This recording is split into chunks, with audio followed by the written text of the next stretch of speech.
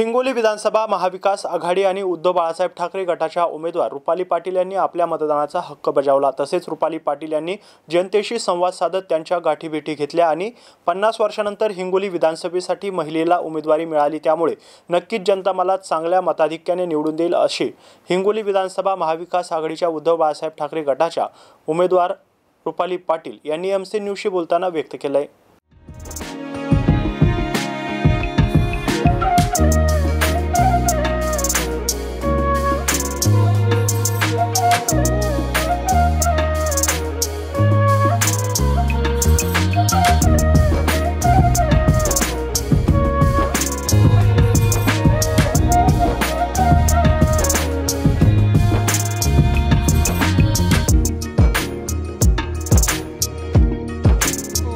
आज 20 तारीख म्हणजेच लोकशाही उत्सवाचा दिवस आज साजरा केला जात आहे। सर्व नागरिक आपले मतदानाचे हक बजावत आहे।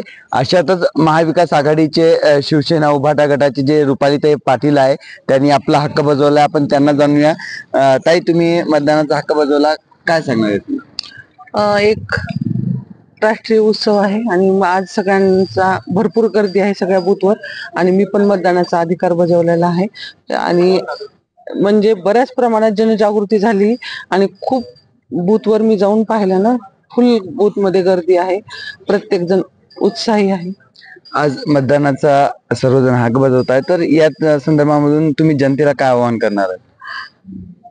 प्रत्येकाचं मत अमूल्य आहे, त्यांनी प्रत्येकाने मतदान केलंच पाहिजे, त्यांचा अधिकार आहे आणि त्यांचा अधिकार त्यांनी बजावलाच पाहिजे। काय वाटते, आपण जे आहे तर जेव्हापासून तुम्हाला उमेदवारी मिळाली तेव्हापासून तुम्ही प्रत्येक मतदारसंघामधून प्रत्येक गावापर्यंत जाऊन भेटी घेतल्या, कसा प्रतिसाद मिळाला आणि किती मताधिक्याने तुमचा विजय होऊ शकतो?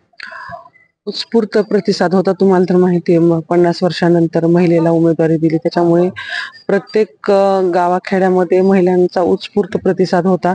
अख्खे गावची गाव माझ्यासाठी माझ्या स्वागतासाठी येत होतं आणि माझ्या रॅलीत प्रत्येक जण, घरातली प्रत्येक व्यक्ती सामील होत होती आणि नक्कीच विक्रमी मला ही भेटेलच, लीड भेटणारच आहे। तर हे होते शिवसेना उभाटा गटाचे महाविकास आघाडीचे उमेदवार रुपालीताई पाटील यांनी जे आहे तर स्वतःच्या मतदानाचा हक्क बजावला आणि प्रत्येक नागरिकाला सांगितलं की आपण आपला हक्क बजावा आणि 50 वर्षानंतर जे आहे तर महिलेला हिंगोली विधानसभेसाठी नेतृत्व करण्यासाठी उमेदवारी मिळालेली आहे आणि नक्कीच जे आहे तर मला जनता निवडून देईल असा त्यांचा ठाम विश्वास आहे। आवेश शेख, एमसी न्यूज, हिंगोली।